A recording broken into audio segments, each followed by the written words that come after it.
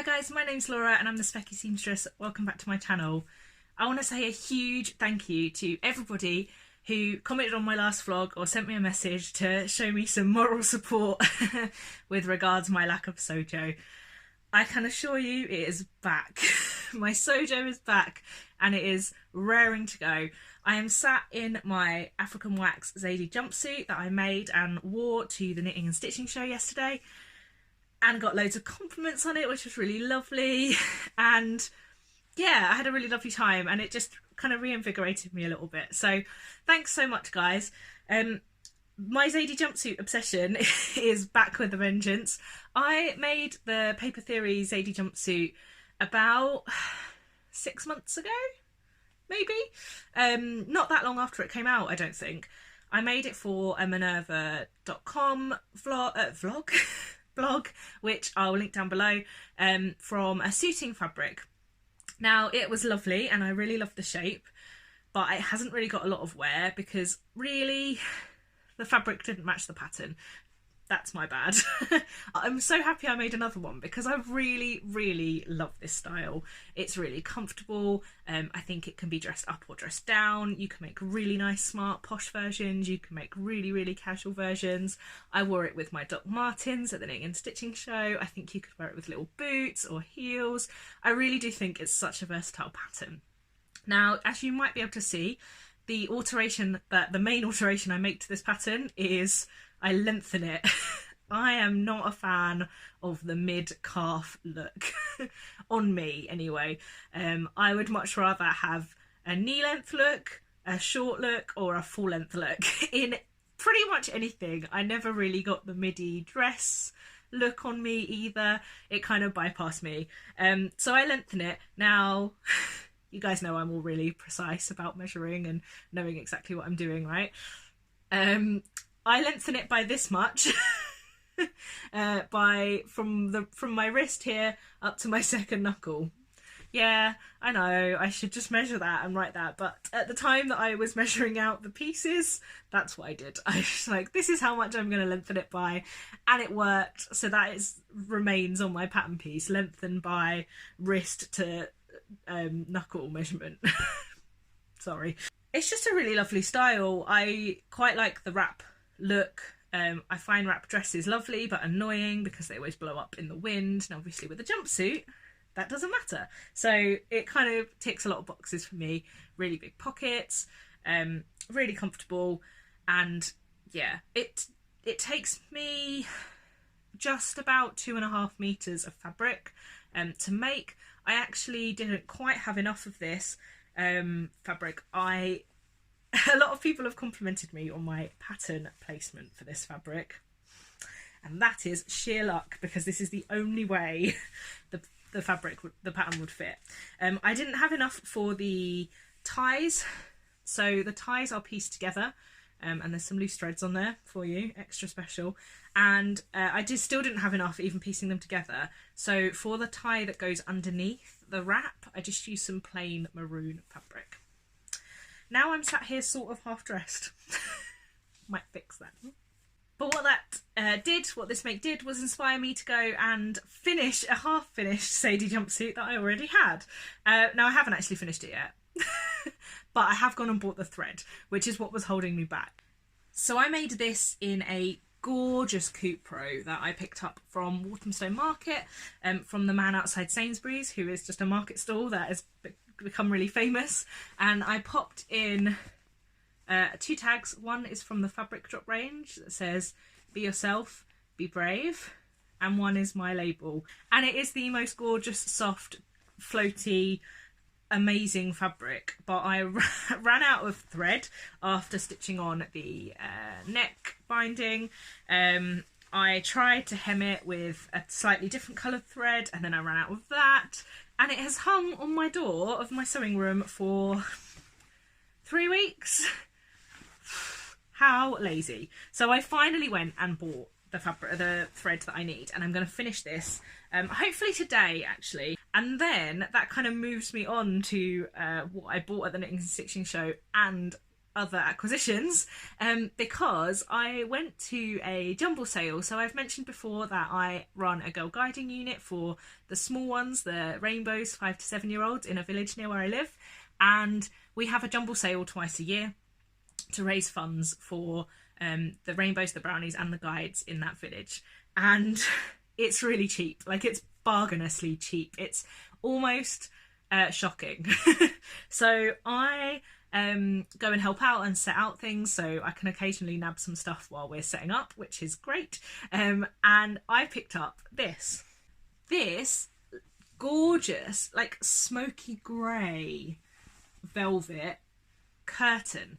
This was one curtain that all I could tell from when I held it up was that it was taller than me, and it would make something really lovely. Now, when I first picked it up, I thought it was black, but when I got it home, it's like this really lovely smoky grey. You can see that the backing is like a grey cotton. I got it home. It was from IKEA. It was 150 centimetres wide and 210 centimetres long. And I haven't made anything. I've cut out a Zadie jumpsuit because I have decided that how amazing would it be to have a velvet jumpsuit for like Christmas parties, posh things at work, really, really secret pajamas, but posh. Now I just squeezed this out, but cannot wait to make this up. And then I also picked up a skirt. Now this was a skirt that it was a gathered and pleated, it was gathered at the back with elastic, pleated at the front skirt. It's from a polyester, but it feels really viscosy, like it's really lovely and soft. It really reminds me of the fabric that I won from the Gather and Sew giveaway a couple of months ago, which I've got in navy, which is a viscose, a crinkle kind of textured viscose. And I really loved it. It was probably a size 26. Now, I don't often buy very large clothes from jumble sales or charity shops in particular, because I would prefer to leave those clothes for people that need those sizes, because it's hard to find like secondhand clothes in large sizes. So I do try and avoid the whole I'll buy this because it's lots of fabric, because actually it would be far better on somebody who it would fit. But the jumble sale, this was at the end of the jumble sale, nobody had bought this, and it was going to be put in a fabric recycling bin, so I thought that I would bring it home and make something lovely from it. Now, I have seen quite a few Zadie jumpsuit top hacks recently, and that is what I've cut out from this. So this is one of the front bodice pieces, and as you can see, it has, you probably can't see, I'm just holding up a really flimsy bit of fabric, but this is kind of the v-neck bit, and then I've added on a chunk of length to make the top. Now both of those things, the velvet and the skirt, were 20p each. That's pretty good, isn't it? So I'm really hoping that this turns out well, because I would love to make several of these, because they'll be so useful for work and for just throwing over jeans. I think it will be just a really lovely silhouette. So hopefully that works out too. So that's what I wanted. I wanted something to spark me to want to make several of them. I've spoken about how I love repeating patterns, and I think one of the reasons, or whether it was a symptom or a cause, or I don't really know, but there were so many different patterns that I was trying, and none of them grabbed me to make another one. They're all patterns that I want to make again, but there's not 3 of them cut out straight away, and that's what I needed. I needed that spark to be like, yes, I want to make this, I want to make it again. Speaking of which, I also picked up a giant king-size duvet cover set. This is just the pillow, but the biggest pillow in the world, which was also from the jumble sale. It was also 20p, and it's got like a very much duvet cover, like a waffle type effect in stripes across the whole width on one side, and then the back side is just a plain grey. Will a plain grey Zadie jumpsuit make me look like a prison inmate? Or will it look really cool with some funky jewellery and stuff? I feel like it would be quite useful in my wardrobe, but I'm unsure. So let me know what you think. But that was what immediately I was like, I want to make stuff. I want to make this again, and I want to make other versions of it. How can I hack it? How can I fix if I don't have enough fabric? Like, I think that I was quite proud of myself for playing around with this one, the wax jumpsuit, because when I first laid out all the pieces, they didn't fit, and I think in the frame of mind I was in, I could have quite easily just been like, all right, whatever. Well, that's not going to work. I'll have to put that away and find something else to make out of that. But I didn't. I was like, no, I'm going to play around with this. I'm going to sit. I actually put on some vlogs to watch, not my own. And I sat and I played around with it. And I think that really got me back into the mindset of like creating stuff rather than just sort of doing stuff. So that was good. And then right at the end, when we were packing everything up to go to the fabric bank that hadn't sold, I also picked up this brushed cotton fitted bedsheet. I think it's only a single. Yeah, it's only a single. But it's gorgeous. Look, it's like a white background with all these little red sort of crosses on them. And I don't know if I'm going to have enough fabric, but I'd quite like to make myself a pair of pyjama bottoms. So that would be quite cool. And it's so soft. So all of those were 20p, which is ridiculous. So I came home with that and also a pair of shoes for me and my mum. So quite a successful little jumble sale. We also raised quite a lot of money for the guiding units, which is great. So really successful day. So then I've got a much smaller haul to show you from the knitting and stitching show, because I only bought 2 pieces of fabric, which is a surprise to me. And I remembered who they're from this time, because I know that I wasn't very good from the handmade fair. But I picked up, now these have literally just come out of the washing machine, so they're probably not going to show that well. I picked up this linen from M. Rosenberg & Son. I picked up this. I'm not going to lie, I kind of want to make a Zadie top hack from it. Because I think it will be really fun over a black pencil skirt for work. I'm really trying, what I've done since I sort of said I was lacking sojo, I really had to think about my style and what I actually wanted to wear, because I think I've been caught up a little bit in not even trends, but like what I should be wearing rather than what I actually want to wear. And this is just something that I saw it and I was like, that would be such a cool little top to wear for work. So that's what I should make from it, basically. So I bought that. That was £6 for a metre. It's 150 centimetres wide, so fingers crossed that will be enough for the top. And I also picked up this really lovely cotton.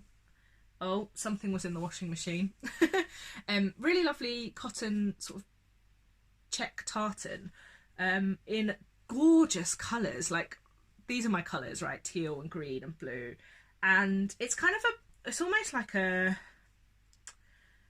twill type fabric.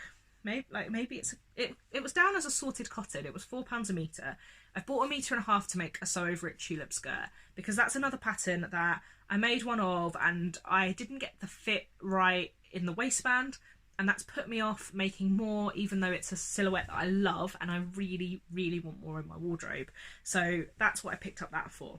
Now, I went with my mum, which probably explains why I only came home with 2 pieces of fabric, because she's a good influence on me, and she makes me really think about what I'm buying.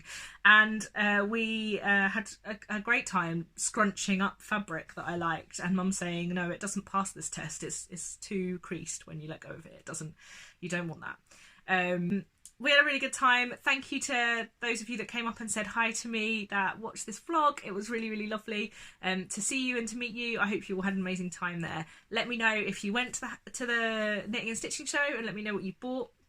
And yeah, I hope you've had a really lovely week, and I hope you've been as inspired as I have this week, because it's been a really relieving feeling after a few weeks of being a bit overwhelmed by stuff.